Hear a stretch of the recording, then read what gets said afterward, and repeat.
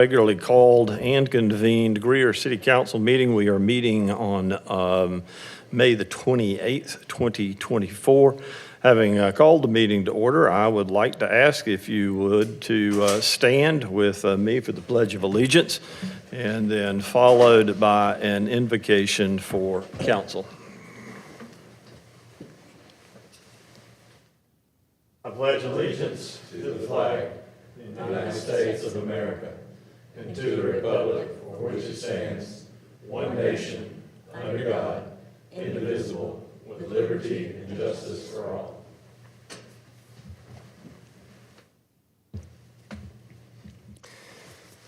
Lord, we come before you humbly today, thanking you for the many blessings that you have bestowed upon us, not the least of which is this calling to public service, and we thank you for the opportunity to serve this great city.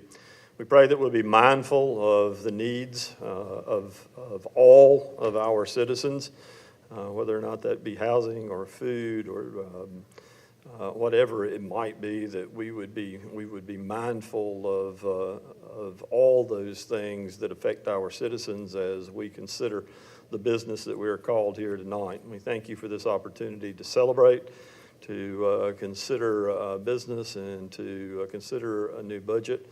I pray, Lord, that you would give us insight and understanding, that you would give us the vision that we need to create the city that is the light on the top of the hill. We ask these things in Christ's name. Amen. Amen.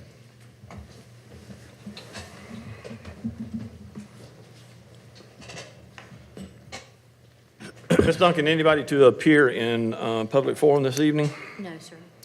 Council, with that, then let's go to the minutes of the council meeting of May 14th, 2024.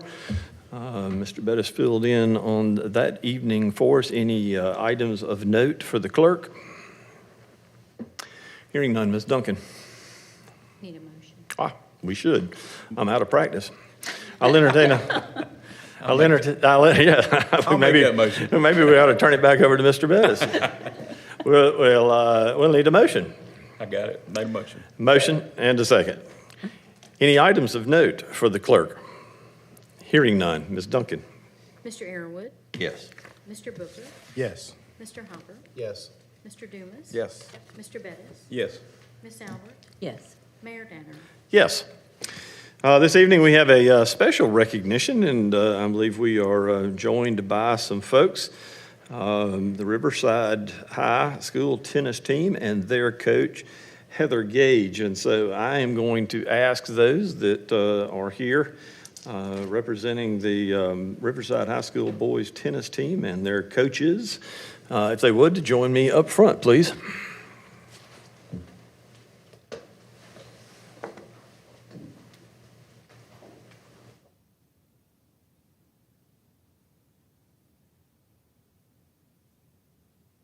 Across the front here, that would be great.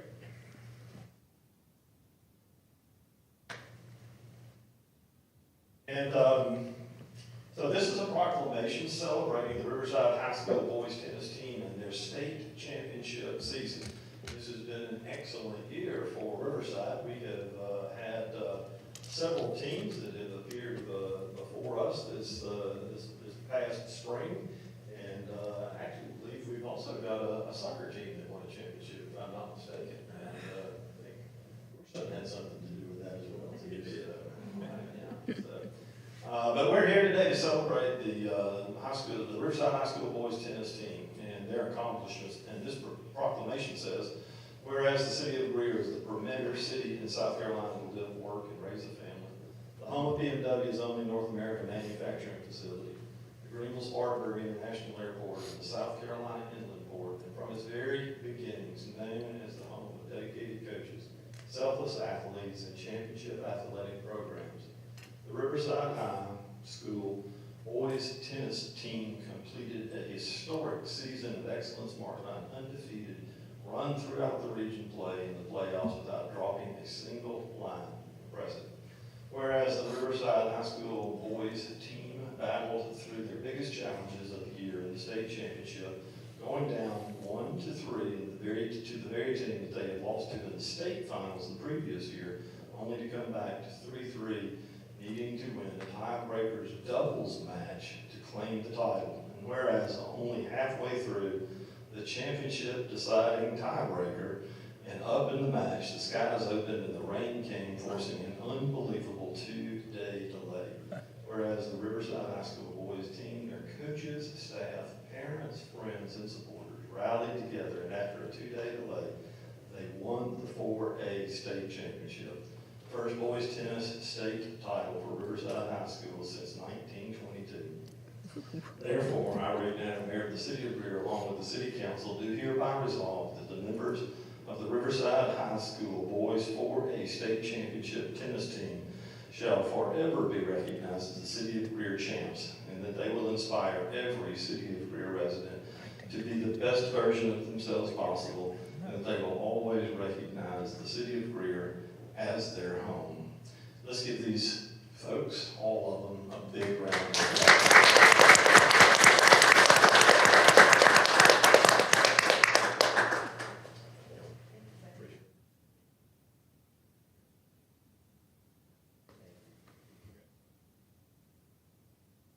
Congratulations. Thank you.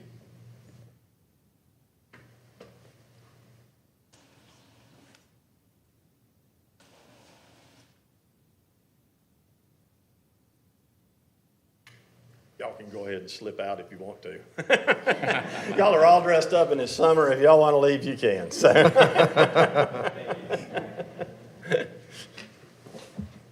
Who was the coach in 1922? Must have been 72. Must have been.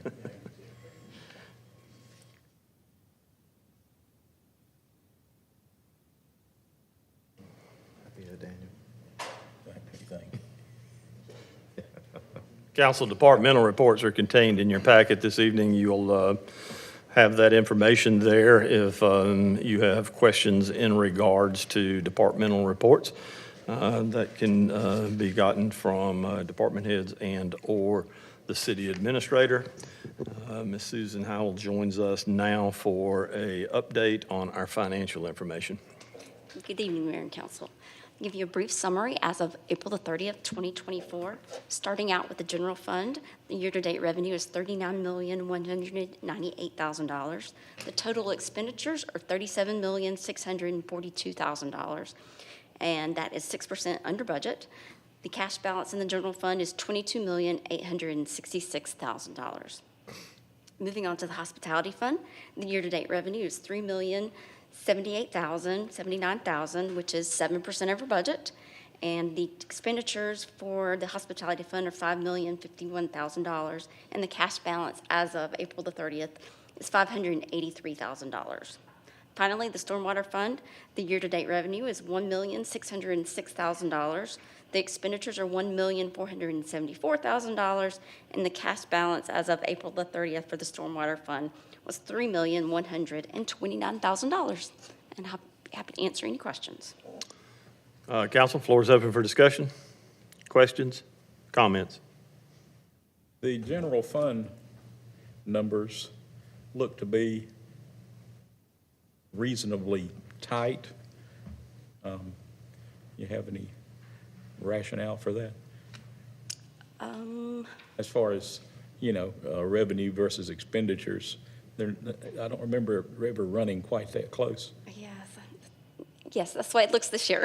I don't think there's anything. We do get the business license money from the municipal association. We don't get that until June, and that's a huge piece of it. So we should be getting a bigger, a higher number in revenue. Makes sense. We've pretty well gotten all our property tax money by now.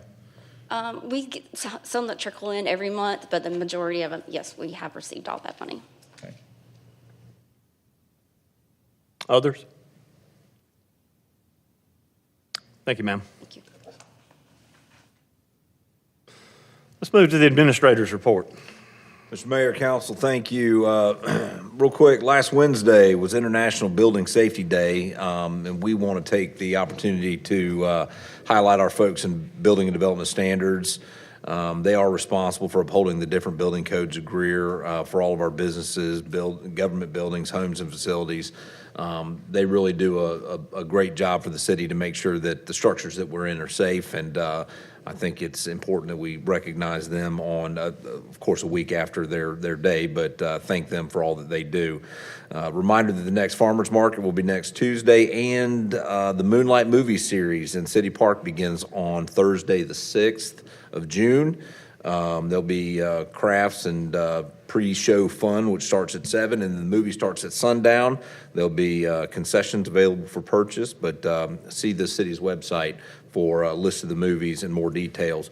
And finally, council, next Tuesday night, June 4th at 6 p.m., we will be hosting a council workshop to discuss the details of the budget at your pleasure. Mr. Mayor, that concludes my report. Thank you. Again, additional information is available from the administrator as you might see fit. Council, let's move to appointments of boards and commissions. Got a number before us this evening. We will look to some of our staff on some of these and fill whatever we can. At this point in time, may have to check on some of the others. The first one before us this evening is the Greenville-Spartanburg International Airport Environs Planning Commission. Miles Nason has served on this commission for a number of years. His term expires 6/30/2024. Do we have any information in regards to Mr. Nason's ability to continue to serve or desire to serve? Yes, sir, there's some information in the packet. The airport is recommending that he continue to serve if it's at your pleasure. From staff, it is reported that he has agreed to serve another term. I'll entertain a motion that he be received. So moved. Second. And a second. Floor is open for any discussion or questions in that regard. Hearing none, Ms. Duncan. Mr. Airwood, Yes. Mr. Booker, Yes. Mr. Hopper, Yes. Mr. Dumas. Yes. Mr. Bettis, Yes. Miss Albert, Yes. Mayor Danner. Yes. Council, let's move to the Board of Architectural Review. We have two members. This term's going to expire on 6/30/2024. That would be Mr. Eddie Birch's term and Mr. Brandon Price's term. New information or information in regards to Board of Architectural Review? Mr. Scotty? Mayor, I spoke to Mr. Birch today, and he is more than willing to continue to serve, so that'll serve as my recommendation. Okay. Anything to add to Mr. Birch's nomination here as we go to No, that? he expressed the same to us as well. All right. Comes as a nomination. Do I hear a second? Second. Motion and a second. Questions or comments in regards to Mr. Birch's continued service on the Board of Architectural Review?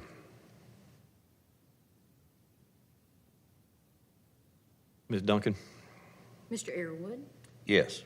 Mr. Booker, Yes. Mr. Hopper, Yes. Mr. Dumas. Yes. Mr. Bettis, Yes. Miss Albert, Yes. Mayor Danner. Yes. Mr. Brandon Price's term expires 6/30/2024 as well. He would like to continue to serve if it's at your will. From staff, then, it's recommended Mr. Price's term be renewed as well, too, on the Board of Architectural Review. I'll entertain a motion to receive. So moved. And a second. Second. Floor is open for any questions or discussion in that regard. Comments? Hearing none, Ms. Duncan? Mr. Airwood, Yes. Mr. Booker, Yes. Mr. Hopper, Yes. Mr. Dumas. Yes. Mr. Bettis. Yes. Miss Albert, Yes. Mayor Danner. Yes. Council, let's move to the Board of Zoning Appeals. We have, appears to be 4 in regards to the Board of Zoning Appeals. We have District 2, which is Ms. Neeson's term, which expires in 6/30/2024.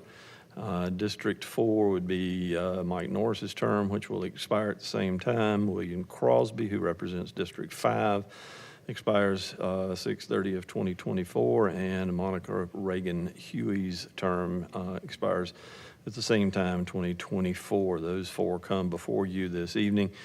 Ms. Cotty, information in regards to those listed on our list that are approaching the end of their term? Sure.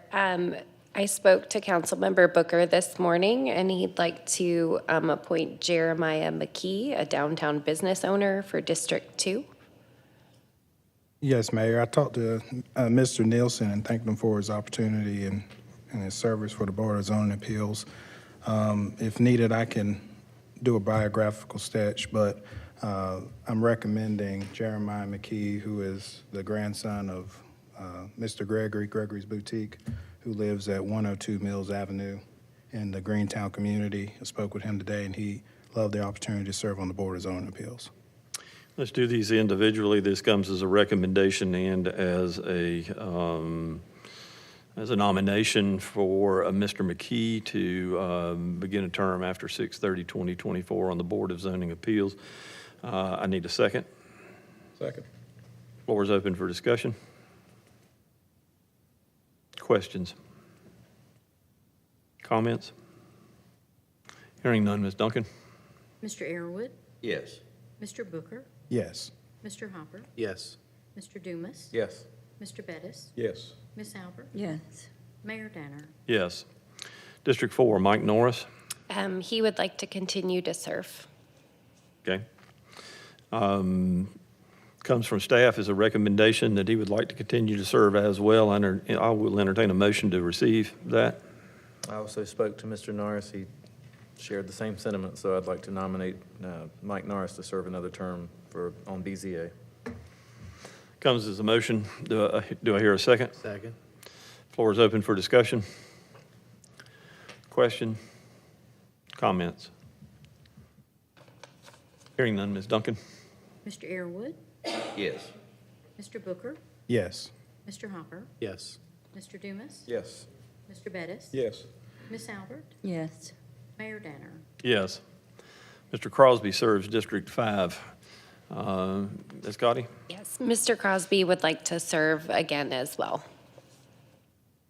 Does this require that the person be in that district?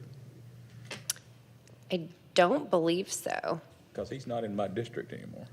It's been shoved back. We will verify. We'll verify that. Before he's reappointed. Okay. All right.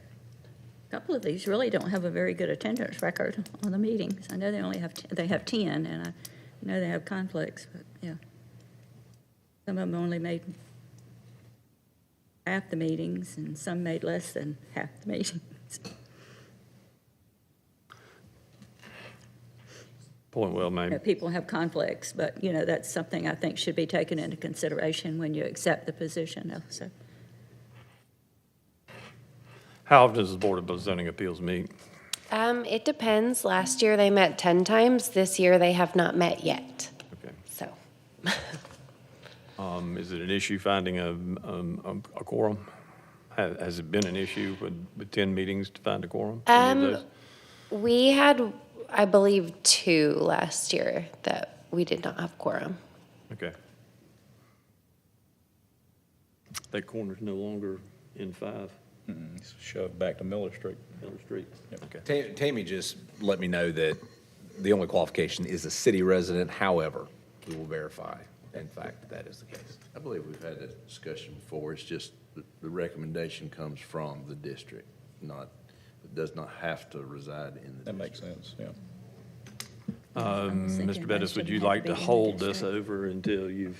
Well, it sounds like we were leaning toward it being okay. We can always go back and change it, I guess. I would like to go ahead and clean this up and nominate William Crosby for another term. Comes as a nomination. Do I hear a second? Second. Floor is open for any discussion or comments or questions at this point. Hearing none, Ms. Duncan? Mr. Arrowood, Yes. Mr. Booker, Yes. Mr. Hopper, Yes. Mr. Dumas. Yes. Mr. Bettis. Yes. Miss Albert, Yes. Mayor Danner. Yes. And the at-large position, Monica Reagan Hewley, her term expires 6/30/2024. In regards to that, a conversation with her? She did indicate this afternoon that she is interested in serving again, but I apologize, I hadn't gotten that information to you. So it's up to you if you want to hold or go ahead. Floor is open for a nomination of Ms. Huey. So moved. And a second? Second. Floor is open for discussion. You said she did want to serve again? Yes. Mm-hmm. Questions? On the members at large, are they just called in periodically, or are they supposed to be there for every meeting, or what's their, Yes, they're just appointed by, I believe, the mayor. just an Is extra that person right? to be at the meetings or something? Yeah. Would you let us know if you have issues Council. having a quorum at these meetings? Because I do see what she's talking about. There Yes. there are some gaps in attendance on this I list. certainly will. We had trouble the beginning of last year, and then towards the end, after we reached out and asked if people would be wishing to resign, they started to come to more meetings. So, but I will certainly keep you updated.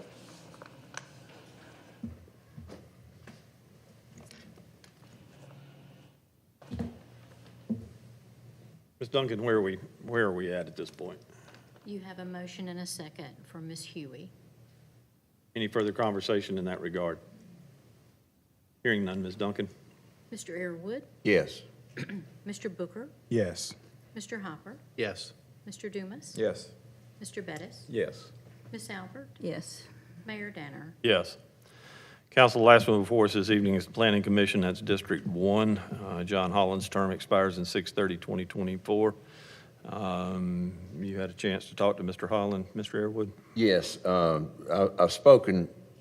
been speaking to John about a matter. He's not going to be returning to the Planning Commission. He has done us a fantastic job, and he has served as the chairman for the last, I don't know how long, but he does real well at managing the meetings and getting the city's message out. But he was chosen or asked to put his name in for the Greenville County Planning Commission. And they do things a little differently, and he had to go for interviews and things like that, and he has accepted that. So he'll still be serving us, but through the county. So I have not found someone yet, and he'll be a difficult one to replace, but we'll get somebody. Good. With that, then, I would ask that you and staff bring me information that we can certainly recognize appropriately his service in time, okay? I'd like to do that, and we'll figure out what the most appropriate way is, but if y'all will provide me that information, we will acknowledge his service to the city. As you mentioned, he has been a good member of that commission and served admirably as the commissioner. That comes as a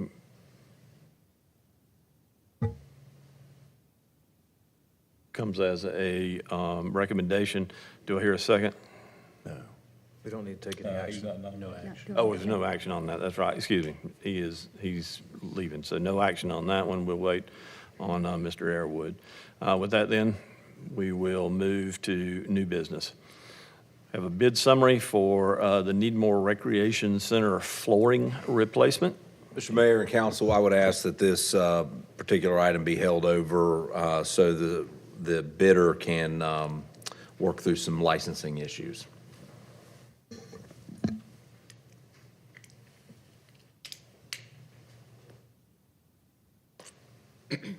Thank you, sir.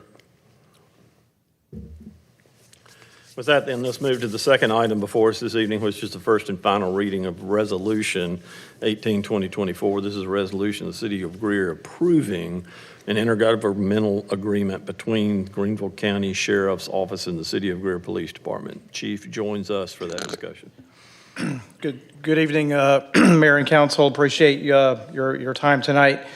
Bring forth to you a request on behalf of the Police Department to enter into a intergovernmental agreement with the Greenville County Sheriff's Office for the purposes of providing police services to the Mitsubishi Polyester plant property on Hood Road here in the Greer community. So as you are well aware, Mitsubishi Polyester has been a significant part of our Greer community. They partnered with us in many different ways over the years. We've had a public safety presence on that property with our fire service for many, many years. The parking lot that belongs to the, it's an overflow employee parking lot across the street from the plant, is in the city and has been for many years. We've responded to calls at that location. However, the plant proper parcels where the plant actually is positioned, and then there's a larger piece of wooded property that would be west of the plant, is not in the city. The city of Greer does surround the entire plant, and so with that, we wanted to find a way to continue our partnership and actually evolve that partnership with Mitsubishi Polyester and offer that we can, with this agreement through the sheriff's office, it would allow the Greer PD to respond to calls for service on the property where the plant is located. So this would not remove jurisdiction from the sheriff's office. It would just offer concurrent jurisdiction where we would also be able to respond. We do believe that our response time would be greatly enhanced for them. And as again, they really are a part of our community and have been for a long time. I just think it's the best for continuity of service for us, as well as a better service for them or a faster service. We recommend that we enter into this agreement. Be happy to answer any questions. Thank you, sir. This comes as a resolution. There will be action required on that. Floor is open for questions or discussions with the chief. Chief Amby, how did this come about, I guess? Did they request this? Was this? So we've been dealing with traffic concerns for out there on that road. They've worked with us in conjunction with trying to reduce some of the trucking issues that are clogging up the road. It's preventing their employees from accessing, getting to work on time, being able to go away for their lunch break and returning on time. So we've worked through a lot of that with them, and we find ourselves literally in a tight partnership with them continuously. And additionally, I think there might be a future opportunity for us with our possible future training center to partner with them in another way in the near future. Others? So there's no compensation when we answer a county call here? That's correct. It just as additional information, we've entered into the similar type agreements with Greenville Sheriff's Office. I believe it's Brookwood Drive right off of Wade Hampton. Part of that neighborhood is in the city, part of it's not. But again, for continuity of service, we entered into agreement to allow us to have police jurisdiction in that neighborhood. We did the same thing in Hampton Ridge subdivision on Red Shirt Court, I believe it is. There's a whole nother story how that happened, but part of that subdivision didn't get included into the city. And I think we had another similar situation back when the Victor Mill property, there was a section that was in the city and part was not. So we've done these things in the past. It's not something that's out of practice. We have looked at the calls for service volume that's definitely consideration for workload. So over a 3-year period, we looked at how many times the sheriff's office responded to that. And it was a minimal amount. I think I have 13 or 14 calls for service over 3 years. Mitsubishi? Correct. Does the county respond to any Greer city limits calls initially for us?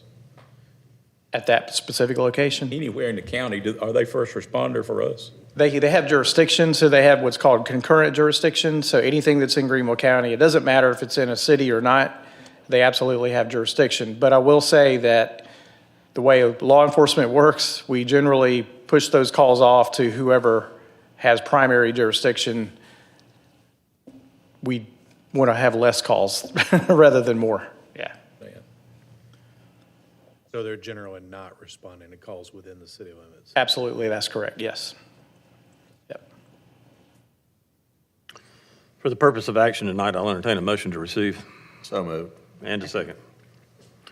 Have a motion and a second. Any further discussion? Questions? Is the 911 forwarded to our call center? So if we were able to secure the agreement and enter into it, yes, we would send that information to E911 and they would repopulate the CAD system. Yes. Others? Hearing none, Ms. Duncan? Mr. Airwood, Yes. Mr. Booker, Yes. Mr. Hopper, Yes. Mr. Dumas, Yes. Mr. Bettis, No. Albert, Yes. Mayor Danner. Yes. Thank you. Thank you, sir. First reading of ordinance number 23-2024. This is an ordinance authorizing the lease of certain property in the city of Greer and a memorandum of understanding between the city of Greer and Greer Relief and Resources Agency Incorporated. Mr. Merriman? Thank you, Mr. Mayor. As you are aware, Greer Relief is now in their new facility and our facility over at Berry Avenue. As such, they are leasing the space from the city. This is both the ordinance that would recognize the lease between the city and Greer Relief and the concurrent memorandum of understanding, which outlines the terms further for the city. But this is not dissimilar to the previous lease, in as much as the difference in this particular case is we are ceasing the budgetary appropriation that we had in the past with Greer Relief. So this is a minimal dollar amount per year. It's a 30-year term with 5 years renewal automatically. For the purpose of further discussion, I'll entertain a motion to receive. So motion. Second? And a second. Floor is open for discussion. It really turned out nice. Yeah, I think Caroline and all of them, I think they're really happy with where they're at. Makes a big difference in their location. Yes, ma'am. Inside. Very nice. Greer Relief will be responsible for upkeep, Yes, sir. except maybe the roof, something like that. Yeah, those major items, the shell type things, and, part of the memorandum of understanding ensures that they are responsible for the appropriate capital fundraising initiatives to maintain the facility, furniture, fixtures, et cetera. Are they required to carry liability? They are, and they have to insurance? list the city as additional insured. And also, I guess it would coverage for their property? Yes, sir. Okay. Do we have anybody that checks on that on like an annual basis, or To ensure that they are doing that, just to make sure that that policy stays in place? we will make sure that that happens moving forward. Yes, sir.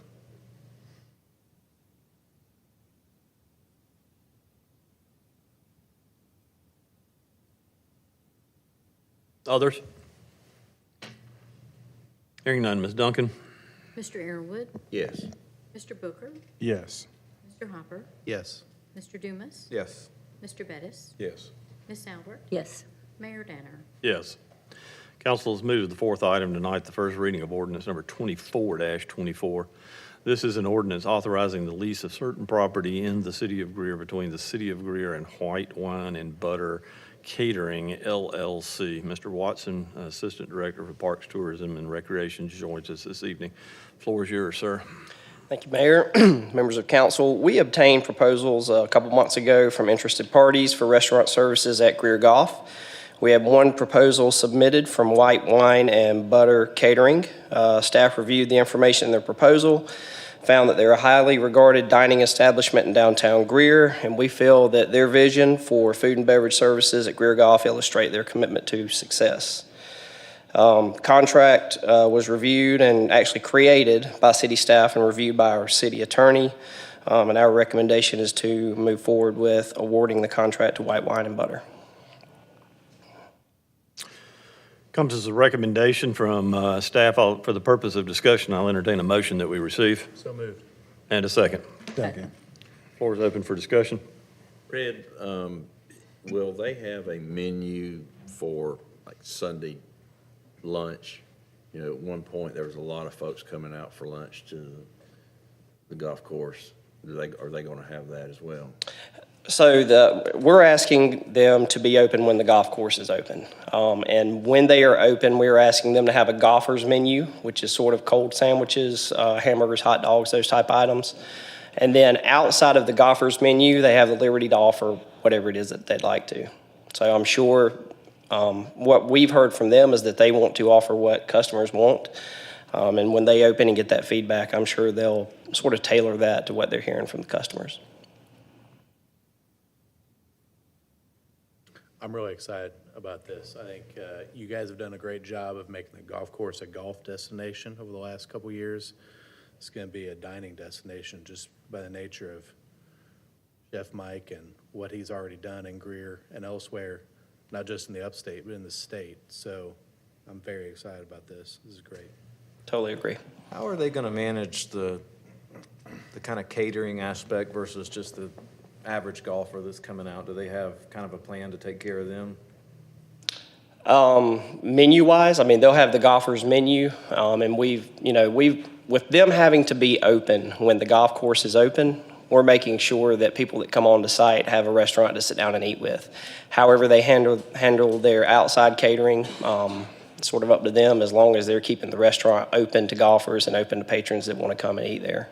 I guess when I said catering, I guess I was really thinking about like kind of events that are going to be hosted out there, and just kind of keeping the events separate from just the ongoing golfers that are just, looking to grab a drink at the turn or a sandwich or something like that. Okay, I got you. So the contract does state that if there are concurring events while golf is going on, that they still have to keep open either like a service window, or they can serve out of the cabana to the golfers while there's a private rental going on inside. So if we're open, they have to be able to serve golfers. And, if we have private rental, that's something we'd like to market, using the cabana space and also the dining room.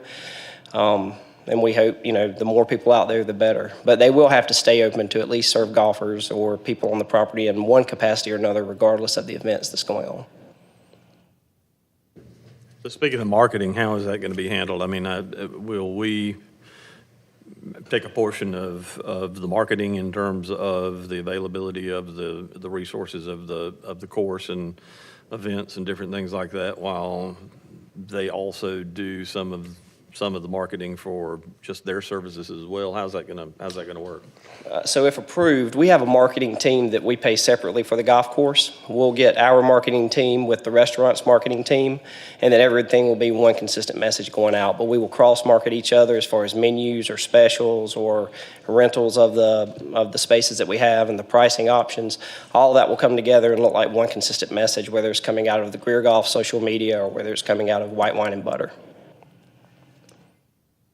Do we anticipate it being table service in the dining room? I believe so.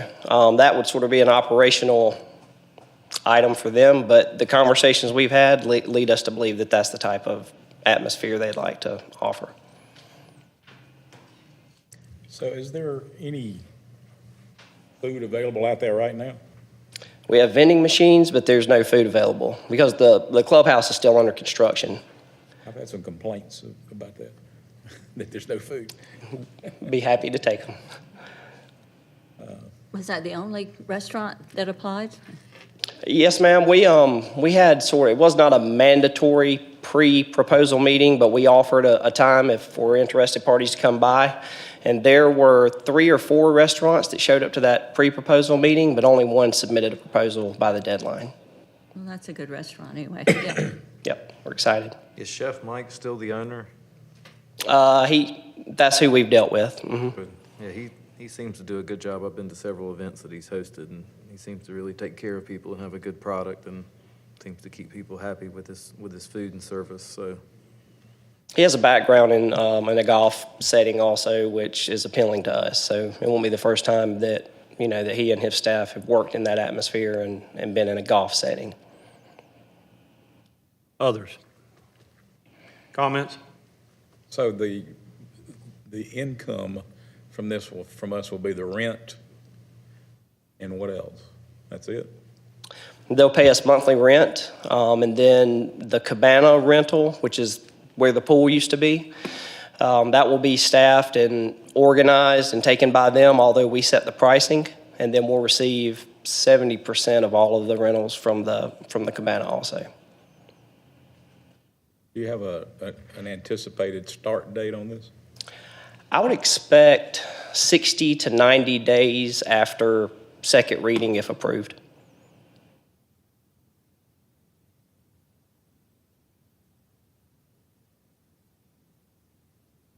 Others?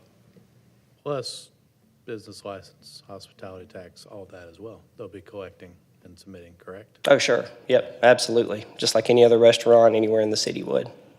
Yes, sir.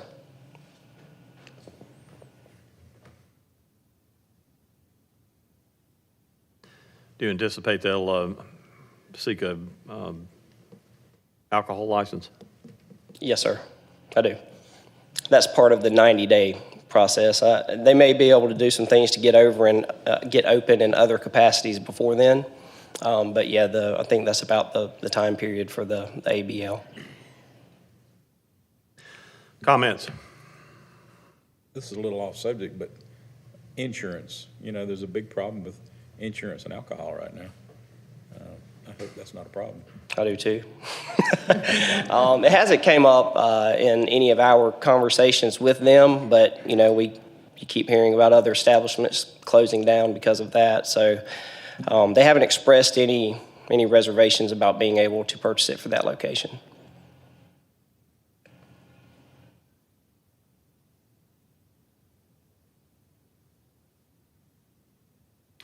First reading of ordinance 2024.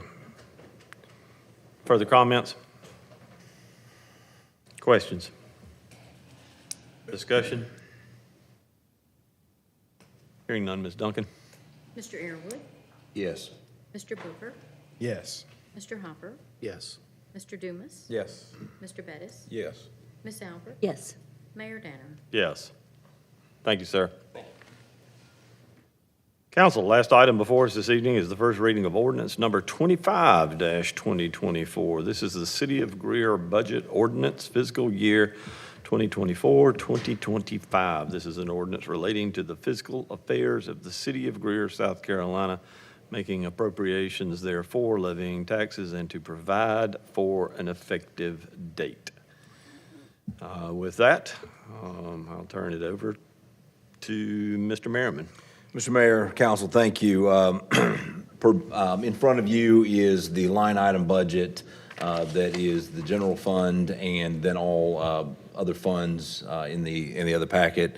I have emailed you last week the dashboard overview of the budget, and as I mentioned in the administrator's report, we have or will be scheduling formally for next Tuesday a workshop, which is obviously a time that you can ask us any questions related to the budget. But as an overview here tonight for first reading, by way of reminder, what you're going to see is a Fund 11, our general fund, is a $51,689,039 fund, which is a overall increase of $2,101,000 over the prior year budget. We are recommending that the millage rate be set at 113 mills with the appropriate operating millage, infrastructure paving millage included. What you're seeing as a bulk of this particular budget is an increase in personnel costs due to insurance premiums, adjusting salaries accordingly. We have in this budget a recommended 3% cost of living adjustment along with a 1% merit increase. This on top of the 1.5% that this council was gracious enough to grant for this fiscal year that we're currently in. We have added 4 additional employees in this, 2 grant-funded SRO position, an athletics assistant in Parks, Recreation, Tourism, and then a position in fleets dedicated to installing equipment and technology in our public safety vehicles. Obviously, you are seeing an increase in the millage that reflects the 2024 Series A and 2024 Series B bonds that were passed by council in March of this year. Mr. Mayor, I can answer any questions. Staff is here to answer any questions pursuant to first reading of the budget. But obviously, you're going to need time to digest the line item expenditures that we have provided for you in advance of Tuesday night's workshop. Thank you, sir. With that, council, for the purpose of discussion, or at least further discussion this evening with the information that has been provided, let's go ahead and entertain a motion to receive and a second. A motion to receive So moved. and a second.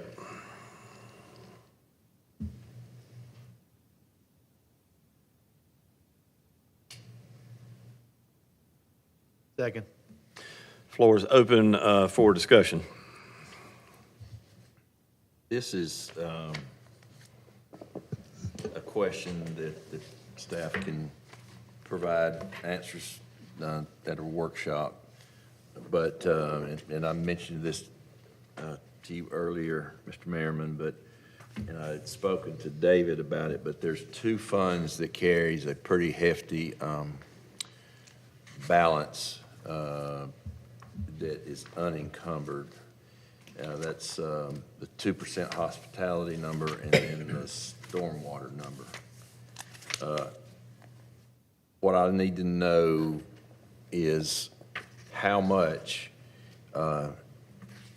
is available or unencumbered out of those two funds, because dollars from those funds can be applied to construction projects. And I don't see anybody here from engineering or stormwater. I know that we have a project that we have to do, but then the next thing I keep hearing is that we've got all these projects planned, and I've heard that for a very long time.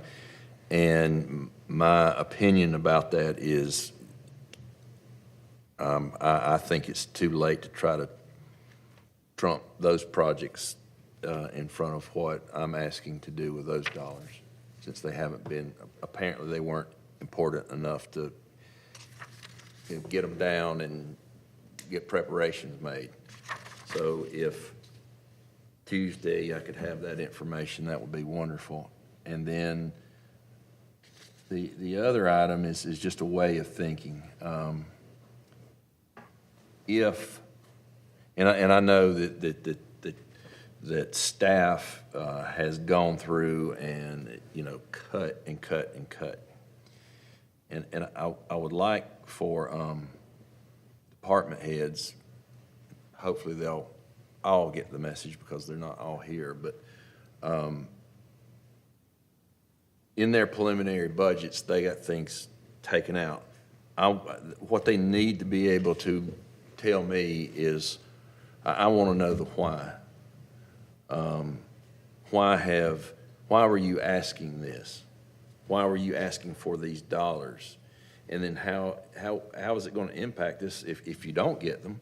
But if you're asking for something just because, be honest and let me know. But we need to be asking ourselves during this time, especially, why are we asking for certain things? And then how are we using this money, and does it meet what we're trying to do?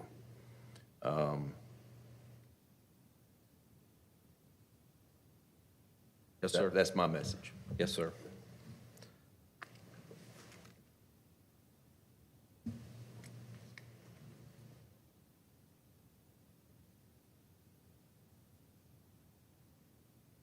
Others?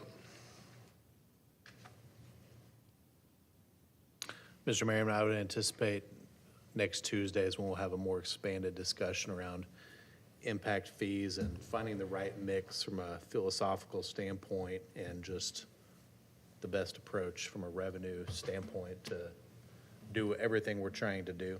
Yes, sir. Yes, sir.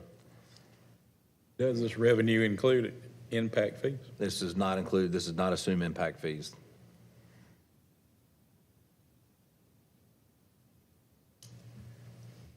Now, the purpose of this tonight is just to say anything we would like to have checked out further, or to ask a question about the This is first reading of your budget, Ms. Albert, so anything's fair game. Yes, ma'am.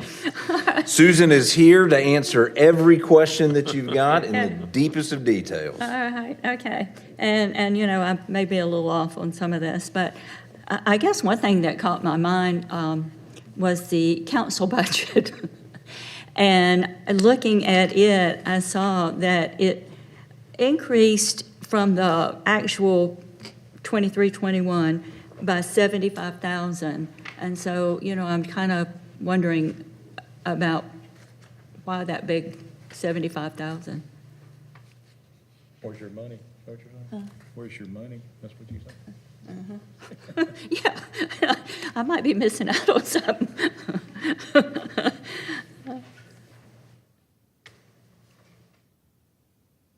And then, you know, so overboard for the total, it actually came out like 100, well, not quite 100,000, but, oh, yeah, it did. It came out almost 100,000 over for the total. So just kind of wondering, you know, what was figured into those council and how those figures were incorporated. David, was the salary? Yeah.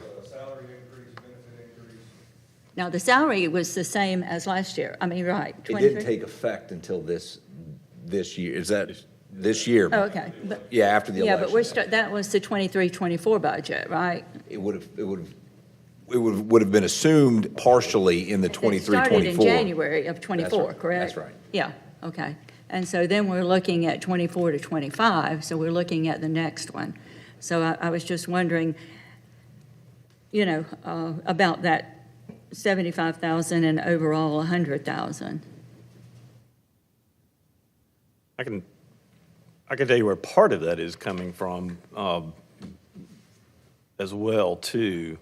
One of the things that I'm finding that as we continue to grow, some of our dues, particularly the municipal associations, some of the associations that we belong to, some of the conferences that I attend and others are, the cost is based on the size of the municipality.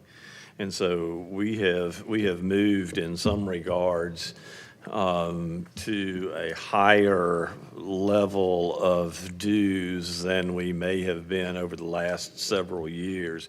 I know particularly as we have gotten to, you know, the 40 and 50,000 range, as we look at that, we've seen some increase in that for organizations that the city participates in and that I participate in, as well as a presence that I know that there was one conference that the city participated in. That is an international conference that we try and keep in our budget, but I know there were some extra costs in that as well too that we'll want to continue to cover. So some of that is incidental to things that the city is doing through associations or that I am doing representing the city in terms of organizations and not as many trips as maybe in the past, but organizations as well. Now, a lot of that and the bulk of it does come out of mine, but there are some of those that the city actually signs up for. And so that's where some of that, obviously not $50,000 worth, but some of that may be in that number as well, too. Yeah. And one thing I just wanted a clarification on was the parking services. What is that? So as we build a new garage, as we have a garage, we've actually put a line item in to allow for the both revenue receiving and expenditures related specifically to parking, as it will be a kind of a capital fund or a enterprise fund.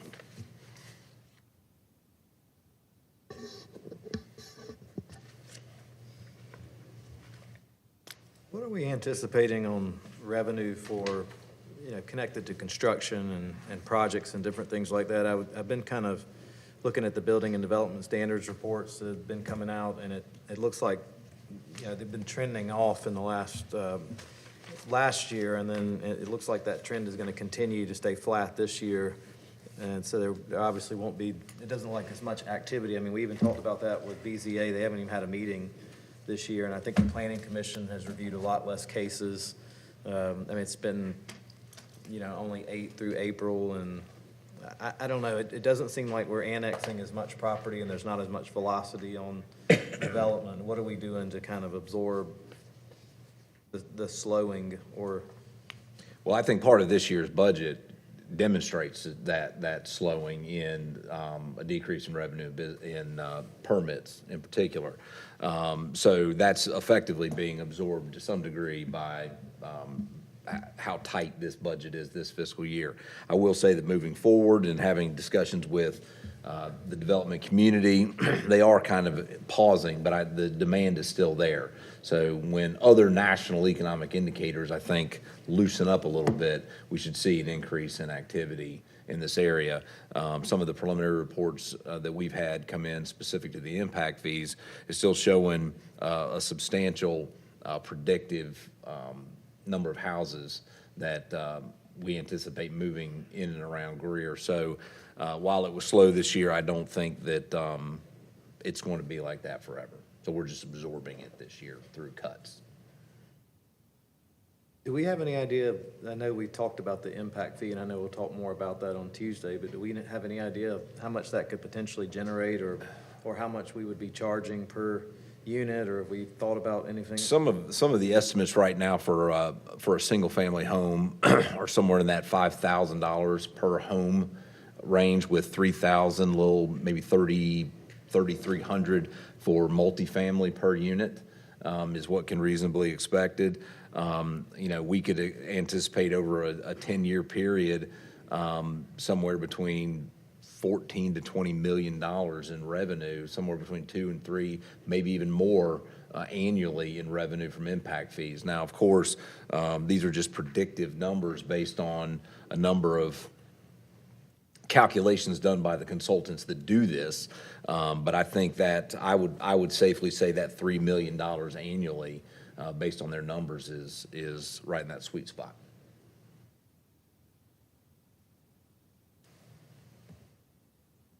Under the line item, in the general government operations for street lighting, is that the amount, is that the utility cost? Yes.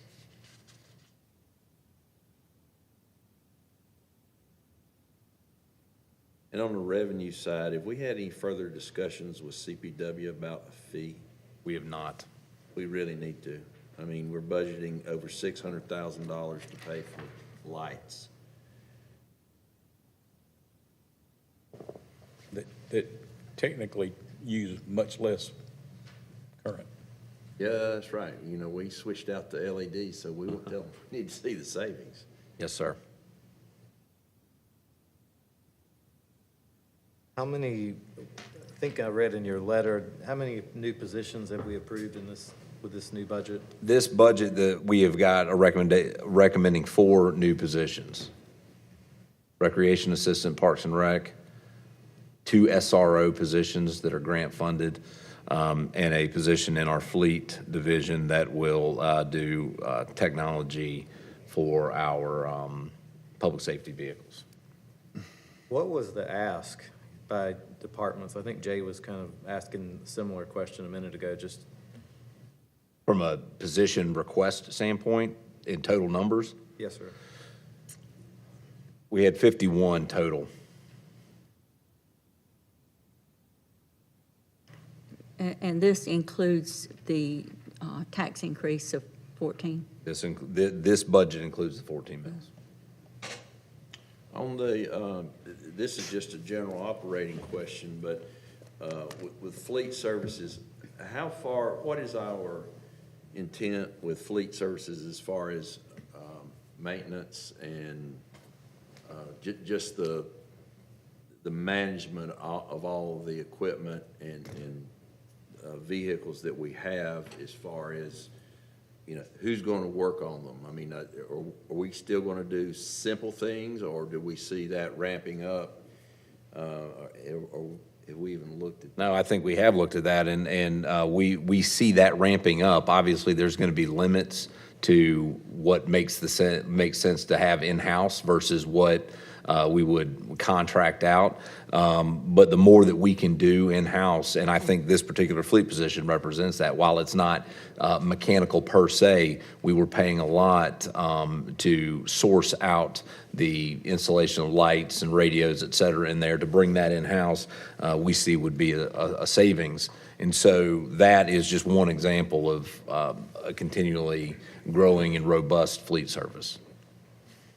Now, are we literally doing that as far as costing and cost savings with other departments? And we've talked about this a lot before. It was the mechanization of some of the departments is very possible, which should save on labor over time. You spend more on the equipment, and then you save on the labor because the technology's doing more for you. Are we in the process looking at that and asking for recommendations coming out of those departments? Is there anything that they can do within the departments to? Sure, I can let Mike or Katrina jump in as they see fit, but generally speaking, the department heads are tasked, and by and large are just the type A type people that are always looking for better ways to do services within their department. So to answer your question, yes, if there's a better, faster, smarter way of doing things, specifically in your equipment-heavy departments like public services, et cetera, they're always looking for that. But there's always going to be a marriage of personnel and equipment. And so to divorce the two as far as the city government goes we'll be hard pressed to do it. But to your point, yeah, if there's a machine that can, do all things, we're going to try and figure out how to get that, but we're going to have somebody operate it. That's right. Yep. And I guess And then maintain it. And that's the part of the whole study, not just saying how we can do, but can we hire an operator who's a true operator? Mm-hmm. And can we bring in this piece of equipment, and how, and the example I've used for you is that we have a tractor in our inventory, and it's probably used 2 or 3 months out of the year. Well, there's new platforms out there that take the place of just a tractor to mow the shoulders, that where we can change out the heads, and that's simplistic, but that's what I'm talking about. Yes, sir.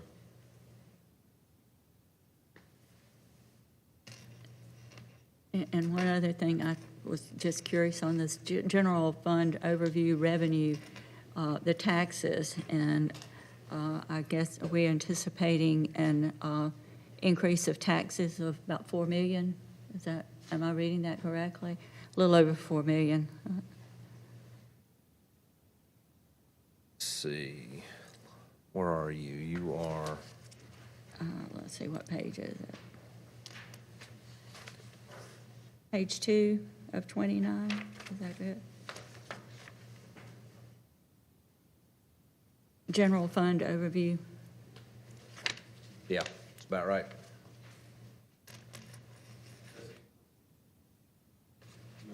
Yes, that is inclusive of the millage increase. Yes, ma'am. Where does the debt service for the new projects fall under these expenses? Is that facilities budget? They don't? I don't understand. The debt that we just issued is, try not to get real technical, it is a different debt arrangement that is held within a separate fund, holds nothing but the debt.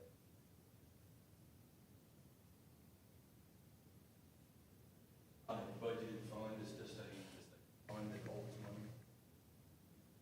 Debt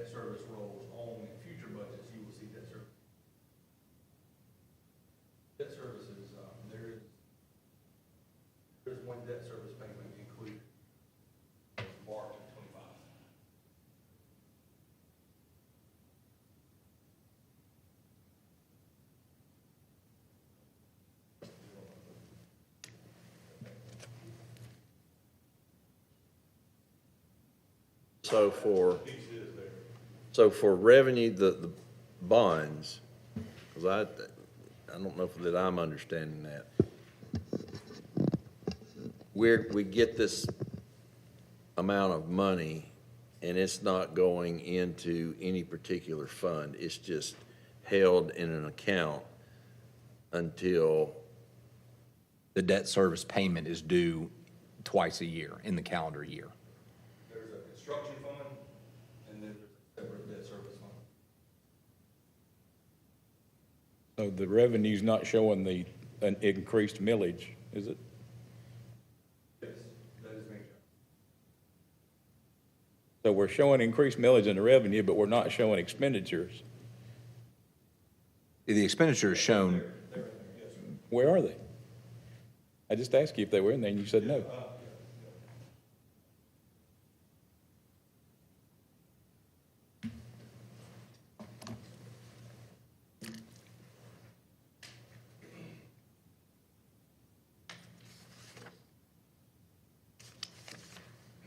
Trash revenue and expenses.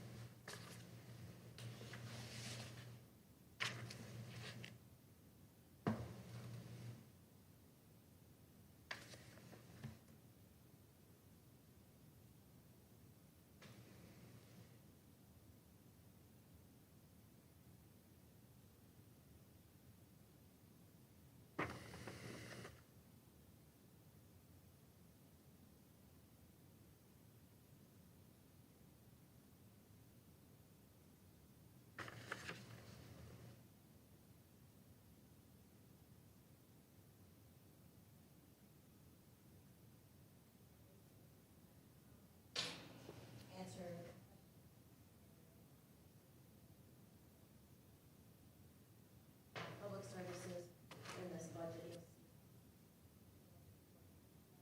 is to rent equipment to test it out, possibly use in the coming years. So we're going to try out this.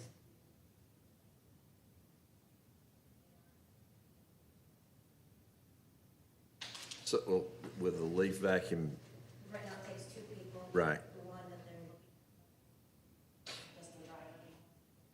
right. Well, and just to expand upon that thought, is can that piece of equipment do more than vacuum leaves? That's where I want to go with that kind of thinking.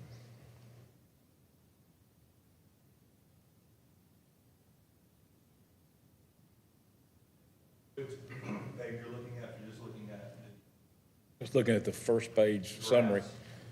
No, I'm looking at He's looking at the paper. the summary that was handed out this evening. it's in the, Gosh. that's the first page, it's in the general.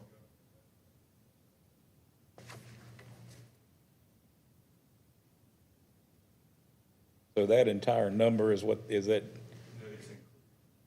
Oh.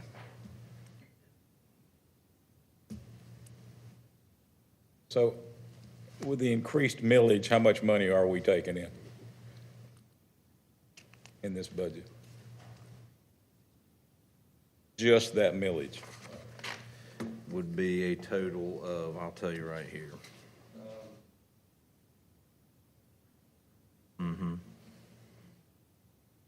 Okay, so What's the value of a mill now? 238,982.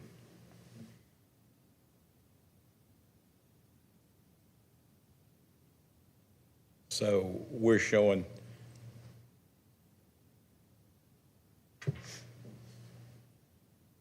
the same amount of money as an expense in that general government budget.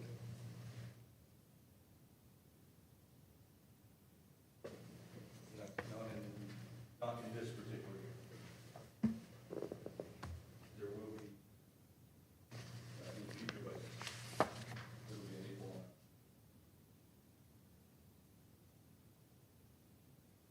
because we don't collect it until in arrears, is that why? The debt was triggered when we borrowed it. There are 2 debt payments that we make per year. First debt payment was included.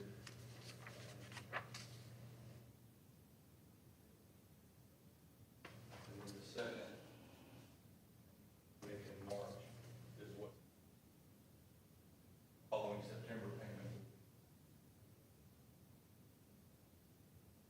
So the cash flow was coming in now to help cover that.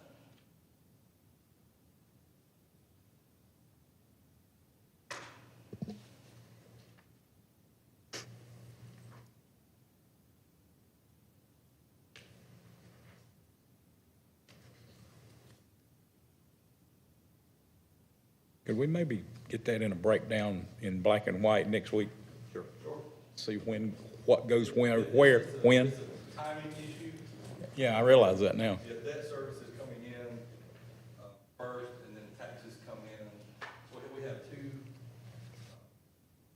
We have a 30-year payment schedule. Yeah. And and so the debt, or the revenue comes in at a different time than the payment schedule. So this allows us that timing from a cash flow perspective to ensure that we're making those timely debt payments. Got it. But we'll make sure that that's outlined clearly for you. So it makes that next full payment in 2025, right?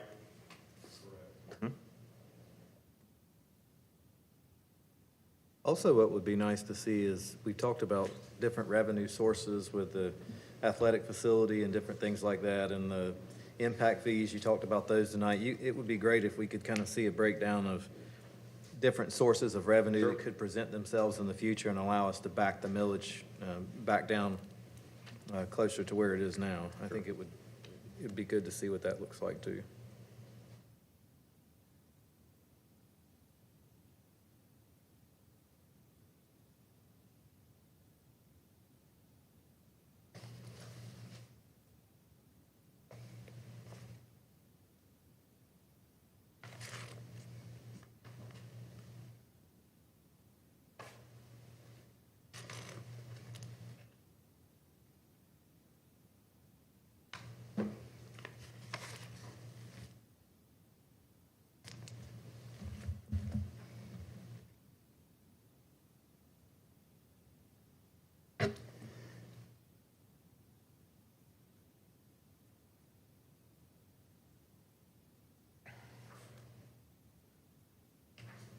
Lot to digest. Others?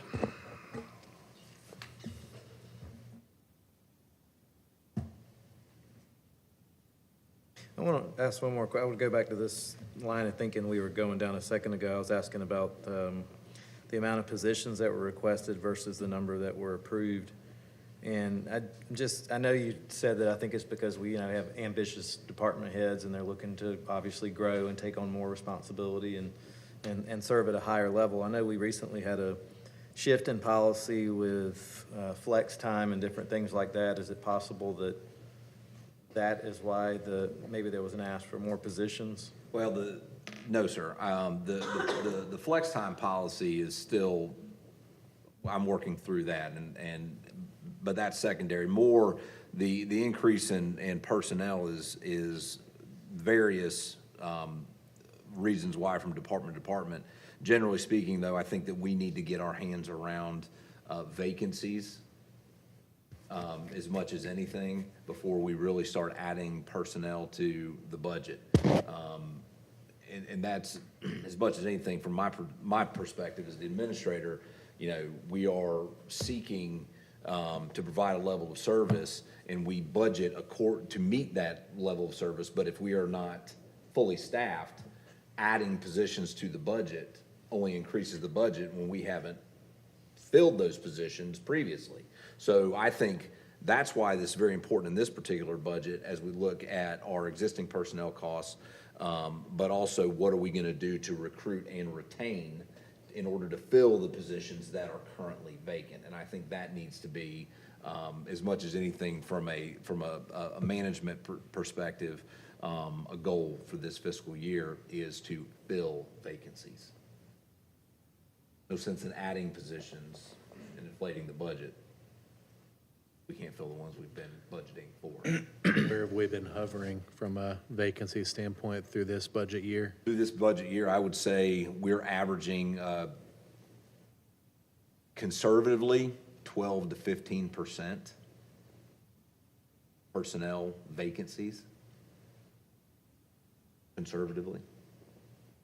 Do we look at how that stacks with other cities in our area? You know, I know we do, Mike runs those competitive numbers a lot of times on millage rates and different things like that. Do we stack where we are on vacancies as far as maybe where Greenville is right now or Spartanburg, just to make sure there's not some I know there's, workforce is an issue for everybody, right? I get that. We asked the consultant that we were using for our personnel look, and I asked that very question, Mr. Dumas, and they indicated that most municipalities and counties right now are around that 10, 12% vacancy rate mark. The environment, a lot of people trying to play catch up to attract talent. It's been difficult, whereas if maybe 5, 6 years ago or 10 years ago, it was probably more like about a 4 to 5% vacancy rate. I went to the economic development meeting a few weeks ago, and it's a statewide problem. That was the number one issue that was brought up repeatedly by every agency that was there. I mean, they said that workforce is the number one challenge for industry and just employers in general.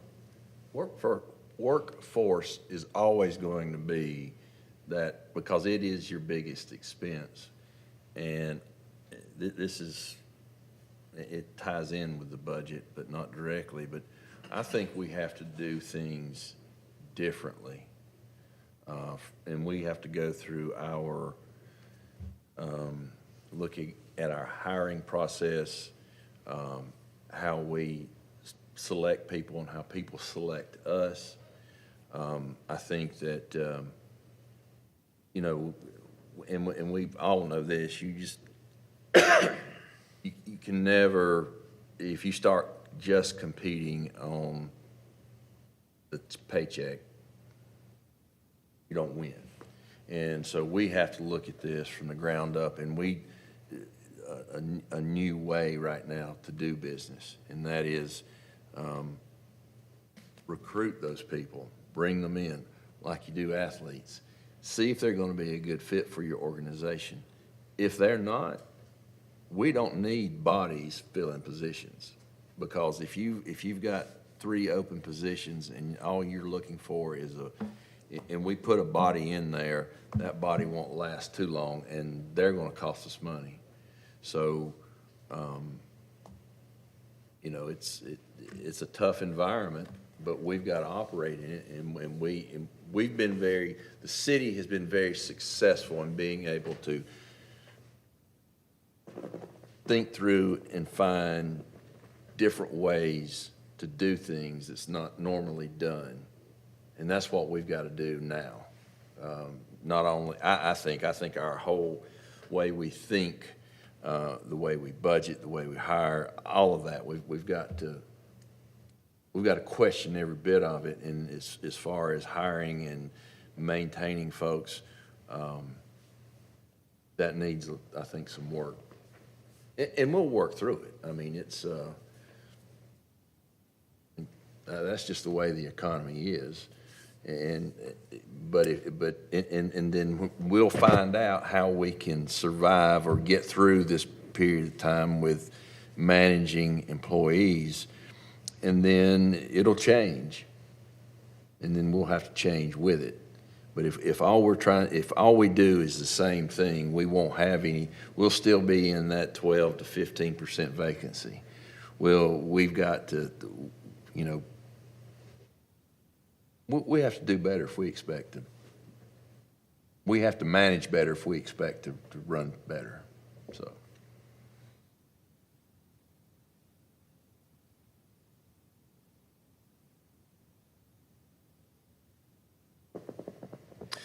Council, first reading of the budget. Lots of good questions, comments. We've gotten some feedback from staff, information to be provided by staff. Let this is a lot to absorb, obviously, in the time that we can allocate this evening. We have a workshop that'll be coming up. What additional questions, comments, discussion might there be tonight that would to help you focus in on something and/or require more information for you to consider? Mr. Mayor, I've made no secret of my dislike of the millage increase. I just can't help but believe that with 19% inflation that we have gone through, and overall about 2% decrease in salary, Greenville County is pushing for not a 1 cent tax. I don't want to mislabel it like they are. 1% sales tax, like Spartanburg mislabeled it and got theirs. That's a 1% tax. And of course, the school district maxes out every year. This additional burden, I'd be interested to hear from my constituents if they mind paying more taxes and if they're getting their money's worth. That's what I'd like to hear. Valid. Others? Have we figured a household number per 100,000 assessed, or do we normally have a number as far as how that's connected to the millage increase? Specific to what would that burden be? Yeah, you had that in the letter. Yeah, Yeah, what's in 14 it? mills is, boils down to a $56 annual increase per 100, which is $4.67 per month That was for a $100,000 home. of assessed, not market, assessed value.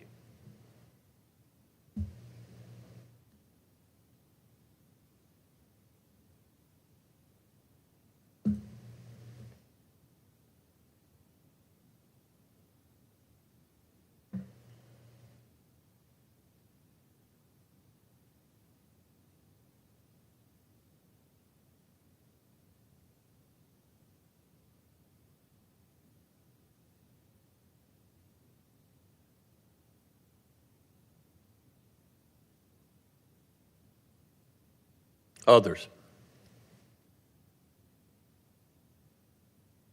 One thing that'll help me, because now I'm a little more confused, was before I was under the impression that the millage increase would go towards more for the projects. But at first, he said that there wasn't any millage in this budget, but then now I'm confused, is there or isn't there? So if we could clarify, is the millage increase almost like that silo that we were referring to before, going towards the projects more or less, and then? We'll make sure that's clarified at the workshop, but just, yes, sir, just philosophically speaking, it is siloed. Yeah. There's an accounting function that complicates things through no fault of the science of accounting, but that's kind of where the confusion lies.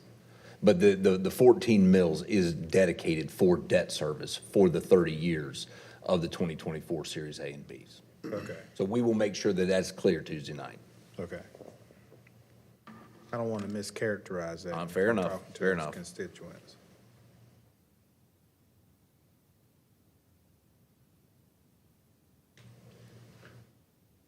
So with that, council, I think we are drawing nigh to at least a decision. We have first reading before us this evening of the City of Greer budget ordinance for fiscal year 24-25.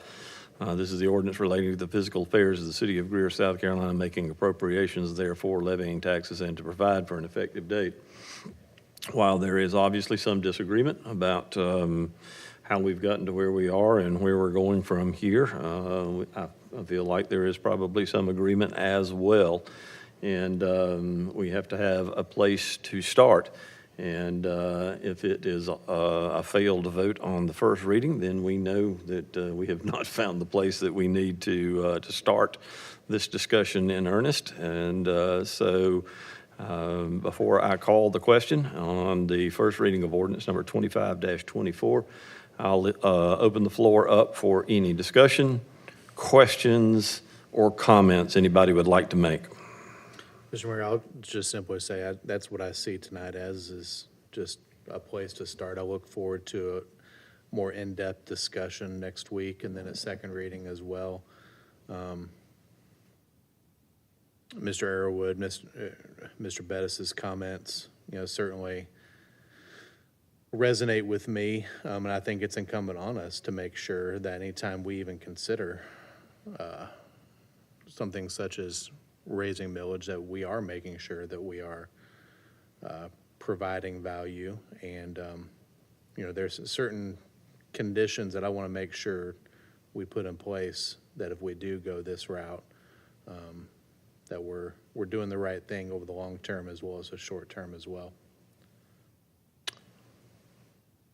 Others?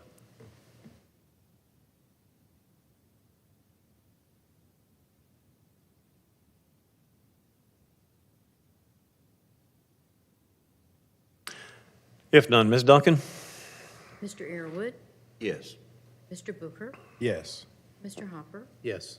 Mr. Dumas, Yes. Mr. Bettis, No. Ms. Albert, Due to the fact that I voted against 100 million in the first place with it, I wanted it downsized a little bit there. I'll vote no on the budget. Mayor Danner. Yes. Council, we have no other items before us this evening. We stand adjourned.